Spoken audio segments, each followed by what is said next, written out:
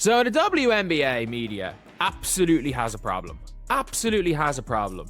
And Rachel Demita calling it out is the right thing. Obviously, look, Rachel Demita, I mean this. Rachel Demita could say the sky is blue and they would call her out for sometimes in the morning, the sky is red.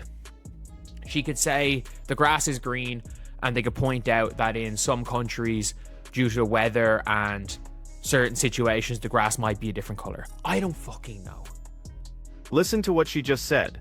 Rachel Demita could state the most obvious fact imaginable, and they would still find a way to attack her credibility. That's not normal criticism.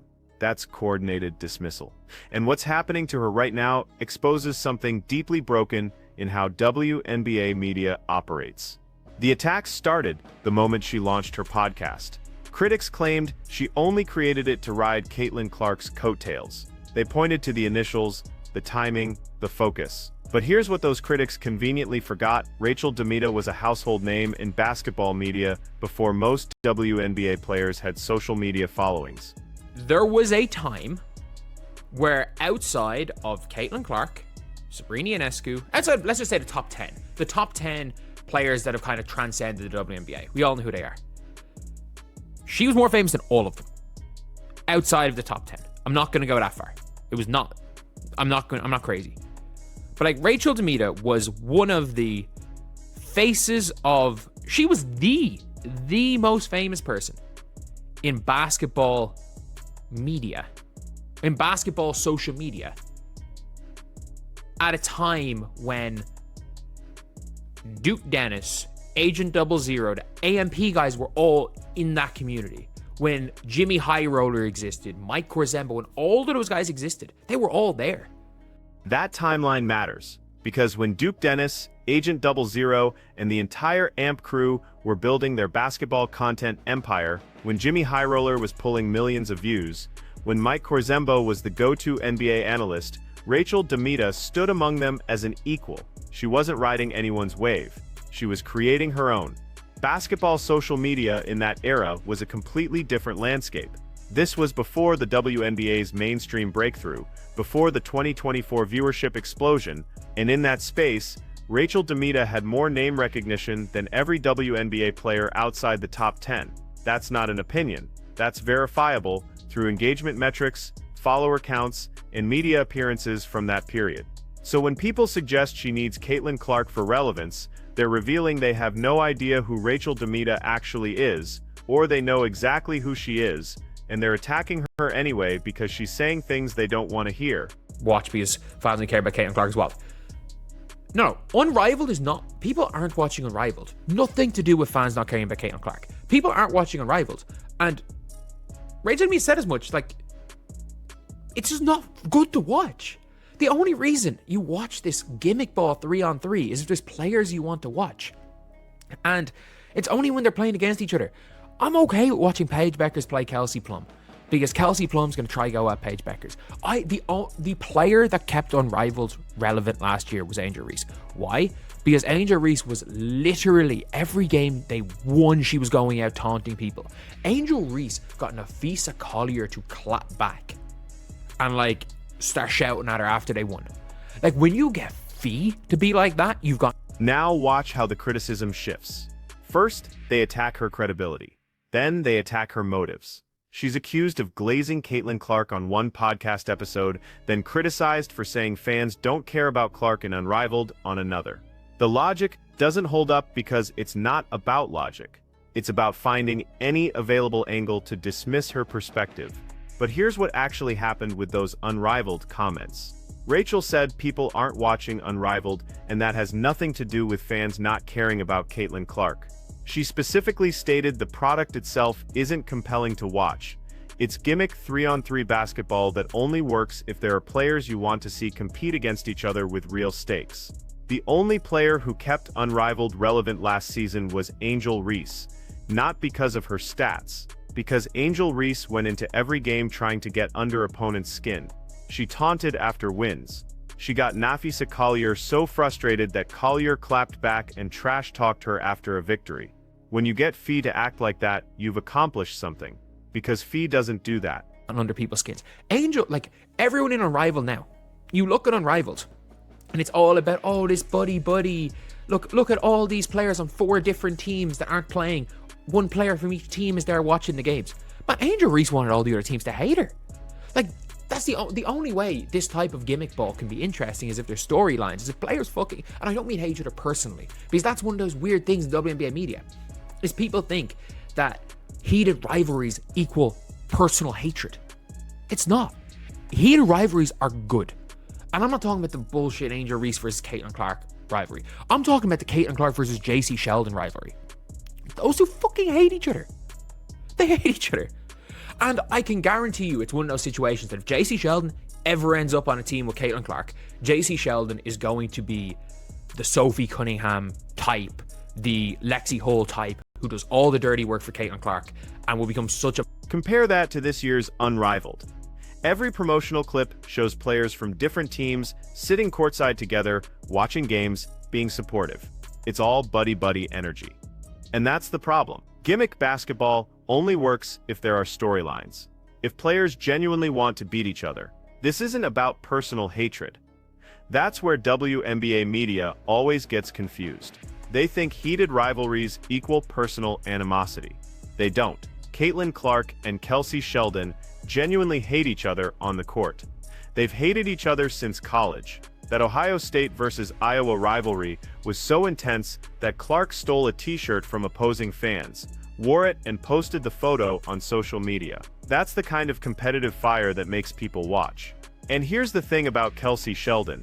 If she ever ends up on a team with Caitlin Clark, she'll immediately become the Sophie Cunningham type, the Lexi Hull type. She'll do all the dirty work, set the hard screens, take the charges, guard the toughest assignment. Anyone who knows basketball understands that's exactly what kind of player Sheldon is. But against Clark, her entire job has been getting inside Clark's head for their entire careers, college and pros. Sport. And I tweeted out this, and I mean this.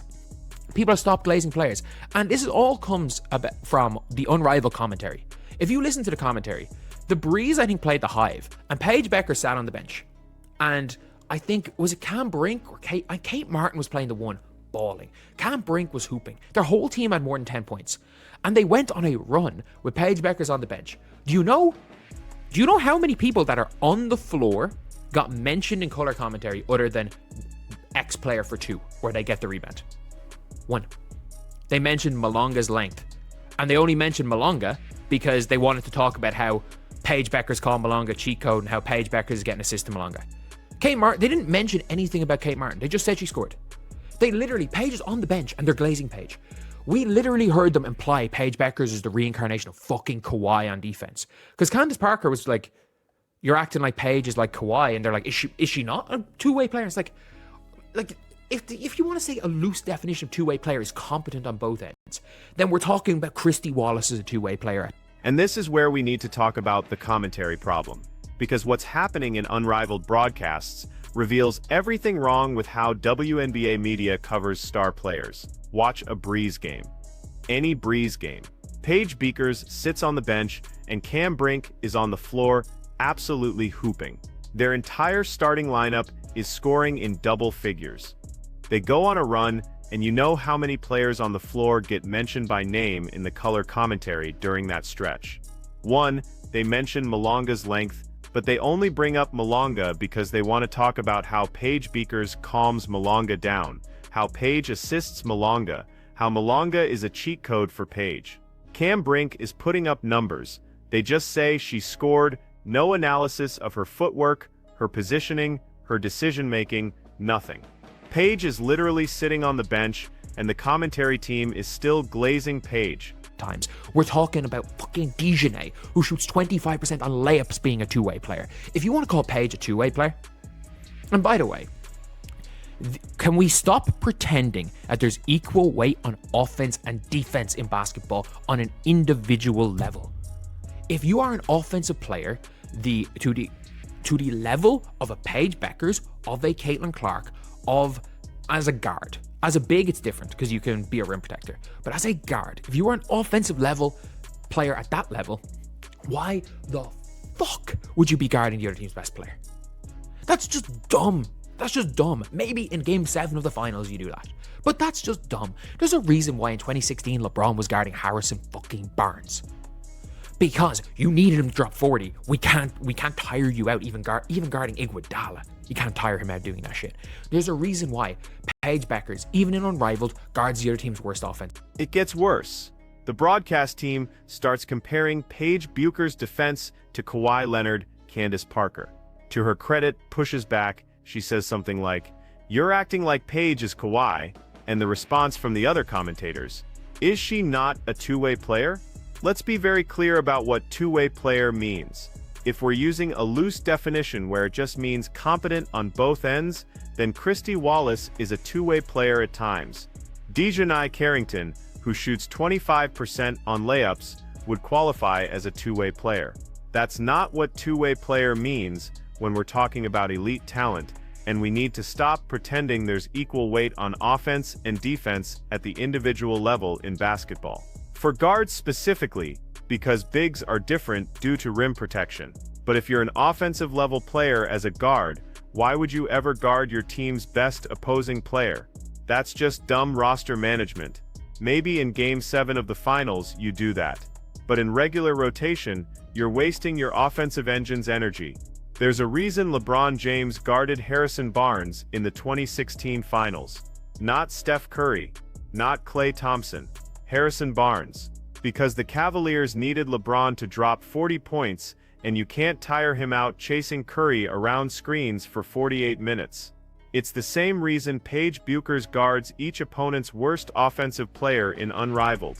You don't want to tire her out. It's a player. Because you don't want to tire her out. Like, it is the dumbest shit ever. That, like, the expectation on these offensive players. Paige is a mediocre defender, and that's fine. Because at the end of the day, by the end of her career, if Paige Beckers ends up being, I do project Paige Beckers to be one of the 3 best offensive players in the sport. And the 2nd best offensive guard in the sport after Caitlin Clark. I think Caitlin's going to be better than Paige. I actually think Paige Beckers is more skilled than Caitlin Clark. Wow, crazy statement, but basketball means more than hezzy tween, the ability to pull up and having less weaknesses as a player.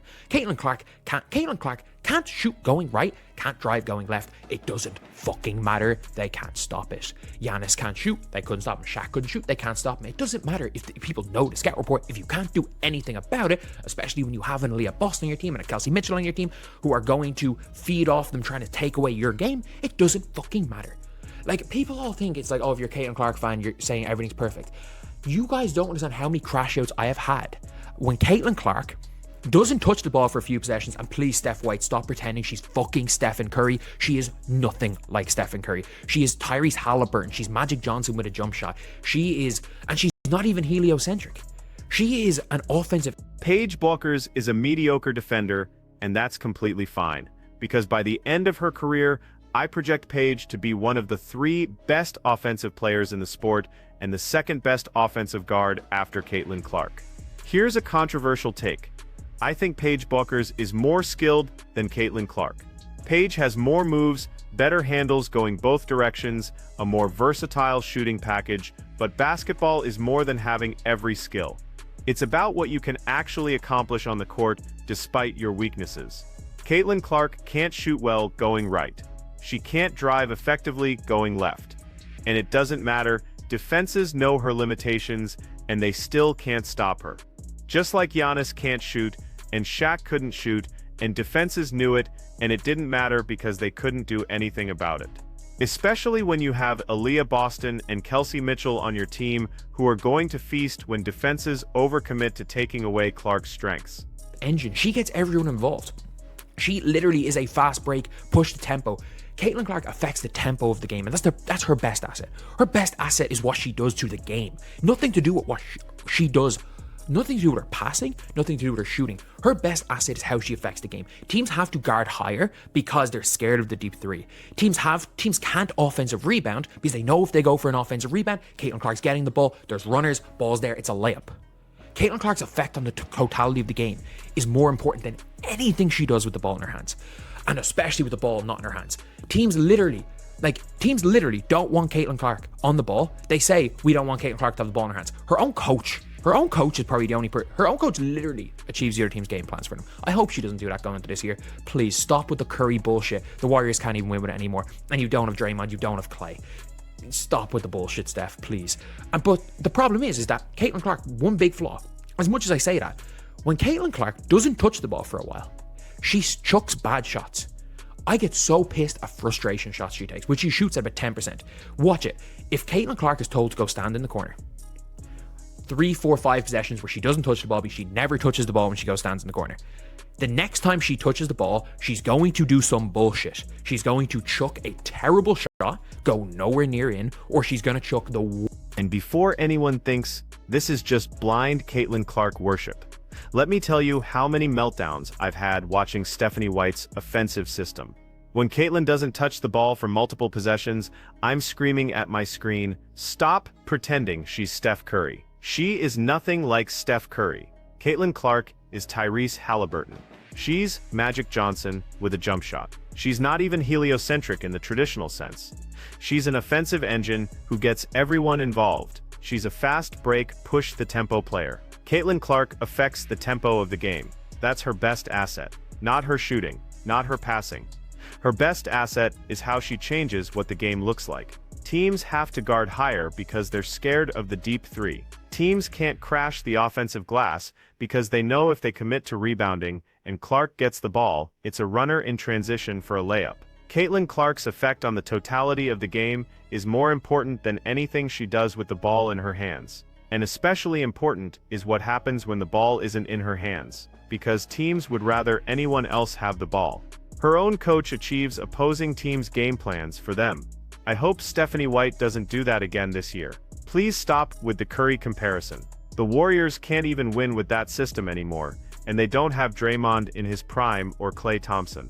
Stop with the off-ball Steph system, please. Worst pass ever. And it's going to be a lot. It's going to be so bad, it'll be 10 feet over somebody's head. She does, when Caitlin Clark is frustrated, she does dumb shit. It is what it is. Players have weaknesses. Breanna Stewart, as I've said plenty of times, is literally... People to say Breanna Stewart, she's a unicorn. I'm literally hearing the Unrivaled commentators. Breanna Stewart's a unicorn. She can do everything. She has no flaws. Like, oh, Breanna Stewart's such a good shooter. Breanna Stewart, since 2023, has been statistically the worst high volume three-point shooter in the history of the NBA or the WNBA over that large of a sample size. She shoots like 25% from three on volume. It's scary how bad at shooting she is. Aja Wilson, everyone talks about her fadeaway, which she shoots at a fucking 30% clip. She's like 70% at the rim, but she settles for more fadeaways. It's dumb as shit. But that doesn't mean Stewie's doesn't do everything else well in basketball. It doesn't mean Stewie, we saw what she did in the playoffs, nearly willed them to the second round against the Mercury. We saw Aja Wilson have one of the greatest individual seasons of all time, back to back. It doesn't mean these players are perfect. No. Here's Caitlin's biggest flaw, and I'm going to be specific because WNBA media never talks about this. When Caitlin Clark doesn't touch the ball for several possessions, she takes frustration shots. I get furious watching these shots, which she converts at about 10%. Watch this pattern. If Caitlin is told to stand in the corner for 3, 4, 5 possessions where she never touches the ball, the next time she gets it, she's going to do something stupid. She'll chuck a terrible shot that goes nowhere near the rim, or she'll attempt the worst pass you've ever seen, 10 feet over someone's head. When Caitlin Clark is frustrated, she does dumb things. That's a real flaw. Players have weaknesses. We need to be able to discuss them. Breanna Stewart, who commentators call a unicorn who can do everything with no flaws, has been statistically the worst high-volume three-point shooter in WNBA history since 2023. She shoots around 25% from three on volume. That's genuinely scary shooting. Aja Wilson, everyone talks about her fadeaway, which she converts at a 30% clip. She's 70% at the rim, but she settles for fadeaways far too often. That doesn't mean Stewart is an elite. We saw what she did in the playoffs, nearly willing her team to a championship against the Mercury. We saw Aja Wilson have back-to-back greatest individual seasons of all time. These criticisms don't diminish their greatness, they just acknowledge reality. No player is perfect in this league. Ironically, the closest thing we might ever get to there's Fee. It's hard to find a flaw in Fee, but I don't think Fee, other than like, I think Fee in a different system might be different. But ironically, the closest thing we have to a perfect player as a prospect is Sarah Strong. And in my opinion, I think you can argue that of all the players I've mentioned, none of them, Aaliyah Boston's better than none of them, but Aaliyah Boston has less flaws. She has less flaws in every one of those players. We don't judge basketball by who has the least flaws. We judge basketball by fucking wins, losses, and we also judge basketball by the emotion. This sport is entertainment at the end of the day. We judge it by the emotion. We judge it by the style of play. We judge it by who we want to watch. Nobody wants to watch paint dry. Nobody wants to watch boring basketball. That is always taken into account. Always. Always. There's a reason why people were pushing Jazz to face of the league 3 or 4 years ago before all the gun shit. There's a reason why people were hyping Zion. Were these ever serial winners? No. No, were they ever going to be serial winners? No. But there is an entertainment factor to it. There's an entertainment factor to sport. And at the end of the day, are we going to start treating women's basketball like it's basketball? The answer is no. The answer is no. Because the vast majority of people in the media are too scared. And by the way, they're okay. And it's not even, when it comes to Caitlin Clark, the criticism is never real about Caitlin. Ironically, the closest thing we have to a perfect player right now might be Napheesa Collier. It's genuinely hard to find flaws in Fee's game, but even she has areas where different systems might expose limitations. The actual closest thing we have to a perfect player as a prospect is Sarah Strong, and here's the thing. A'ja Wilson is better than all these players I'm mentioning, but A'ja Wilson has fewer flaws than any of them. We don't judge basketball by who has the fewest flaws, we judge basketball by wins, losses, and entertainment value. This sport is entertainment at the end of the day. We judge it by emotion, we judge it by style of play, we judge it by who we want to watch. Nobody wants to watch paint dry. Nobody wants to watch boring basketball. That's always taken into account. Always, there's a reason people were pushing Ja Morant as the face of the league 3 or 4 years ago, before the gun incidents. There's a reason people hyped Zion Williamson. Were either of them serial winners? No. Will they ever be? Probably not. But there's an entertainment factor to sports that matters. Clark. Because I've not heard one person in the WNBA media give the main criticism of Caitlin Clark, and it's the worst thing that she does. And it is and it's not about a whole bunch of shots. Caitlin Clark needs the ball. Like, she is one of, and some people are like, oh, she's this great off-the-ball player. No, she's not. Not at the pro level. They're like, oh, she did at Iowa. Yeah, playing fucking college players. Have you not seen the amount of time she just left open off those screens? That shit's not happening in the WNBA. You can run the occasional quick hitter for Caitlin. She is not a good off-the-ball player. She doesn't have good feel off the ball. She doesn't cut very well. She doesn't see openings off the ball. She doesn't screen very well. She's a terrible off-the-ball player. If you put Caitlin Clark off the ball, she gets pissed off and she starts doing dumb shit when she gets the ball. Because she seldomly gets the ball. She feels like she has to, it's 3 minutes into the quarter, I've touched the ball once. I have 0 assists, 0 points. Nothing's happening in her offense. Shit, I've got to go do something.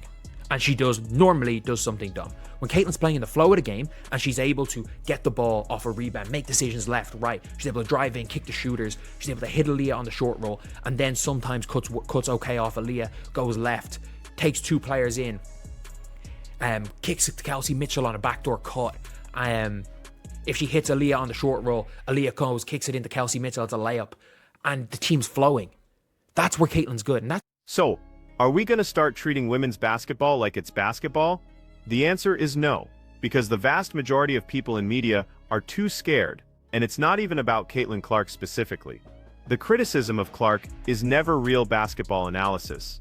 I haven't heard one person in WNBA media give the main criticism of Caitlin Clark, which is the worst thing she does on a basketball court. Caitlin Clark needs the ball. People say she's this great off-ball player. No, she's not. Not at the pro level. Sure, she did it at Iowa against college players. Have you not seen how often she was left wide open off screens against Big Ten defenses? That doesn't happen in the WNBA. You can run occasional quick hits for her off screens, but she's not a good off-ball player. She doesn't have good feel off the ball. She doesn't see openings. She doesn't screen well. She's a terrible off-ball player. If you put Caitlin Clark off the ball for extended stretches, she gets frustrated and she starts doing dumb things when she finally touches the ball. She feels like 3 minutes have passed. She's touched the ball once. She has 0 assists and 0 points. Nothing's happening in the offense. And she thinks she needs to force something, and she usually forces something stupid. That's where if you watch Caitlin Clark's box scores, and I mean this, Caitlin, I've never seen, you know the way we have one of these we've heard about players that score in bunches, where they they'll score 10 points and then be quiet for a quarter, and everyone talks about that with Caitlin Clark. Sometimes she'll just heat up. She's a player who scores in bunches. I've never seen anything like it with Caitlin Clark. She is literally a player who does everything in bunches. You will see, there might be an 8-minute stretch of a game where every single point is either scored or assisted by Caitlin Clark for the Fever. There might be I can't remember what game it was. There was a 15-minute stretch. It was the Phoenix Mercury game, the first game they won. There was literally a 10-minute stretch where Caitlin Clark, they went from down 10 to up 15.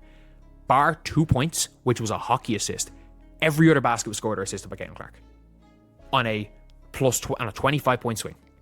And the other one was a hockey assist. When Caitlin's playing in the flow of the game, when she can get the ball off a rebound and make decisions immediately, when she can drive and kick to shooters, when she can hit Aaliyah Boston on the short roll and Boston takes 2 defenders with her before kicking to Kelsey Mitchell on a backdoor cut for a layup, the offense flows beautifully. If you watch Caitlin Clark's box scores, and I mean really study them, you'll notice something unique. We talk about players who score in bunches, where they'll drop 10 points in 3 minutes and then be quiet for a quarter. Everyone says that about Clark's scoring, but Caitlin Clark is literally a player who does everything in bunches, not just scoring, everything. There might be an 8-minute stretch where every single point is either scored or assisted by Caitlin Clark for the Fever. I remember a Phoenix Mercury game, the first one Indiana won. There was a 10-minute stretch where they went from down 10 to up 15 on a 25-point swing. Every basket except 2 was scored or assisted by Caitlin Clark, and those other 2, hockey assists. No one will ever mention that sequence, but it happened. And no one will ever mention that. But no one will ever mention the real flaws with Caitlin. It's, Caitlin gets this coverage, are Caitlin's fans racist? Can we just stop this shit? If you want, there's so many things to criticize Caitlin about, just like there's things to criticize Paige about. Paige Beckers is a bang average on-ball defender, if not slightly below average. Really quick hands, really good in passing lanes, but she is at best a net neutral on defense. Maybe slightly negative. I will go slightly above negative because what she can do off the ball. But you've got that. Why is it that people are unable to actually evaluate players? Angel Reese. Apparently it's racist that Angel Reese can't score layups. Angel Reese does so much good shit on the floor. Everyone being you're just an Angel hater. I personally think Angel Reese is worth trading the number 1 overall pick for. That's how high I rate Angel Reese as a player. I think if you are Dallas and the holdup is AZ Foot or Angel Reese. Newsflash, Angel Reese is 2 months older than AZ Foot. Angel Reese is going to be a better player than AZ Foot. You make that trade. Unless you fully believe in our fam, you make that trade if it's on the table. Yet no one will ever mention the real flaws with Caitlin. Instead, it's always Caitlin gets this coverage, or Caitlin's fans are racist. Can we stop with that? There are so many legitimate things to criticize about Caitlin's game, just like there are legitimate criticisms of Paige Beckers being a below-average on-ball defender, even if she has quick hands and reads passing lanes well. Same with Angel Reese. Apparently it's racist to say Angel Reese isn't at Caitlin's level, but Angel Reese does so much good on the floor. People call me an Angel hater. I personally think Angel Reese is worth trading the number 1 overall pick for. That's how highly I rate Angel Reese as a player. If Dallas is on the phone with Chicago and the holdup is not getting a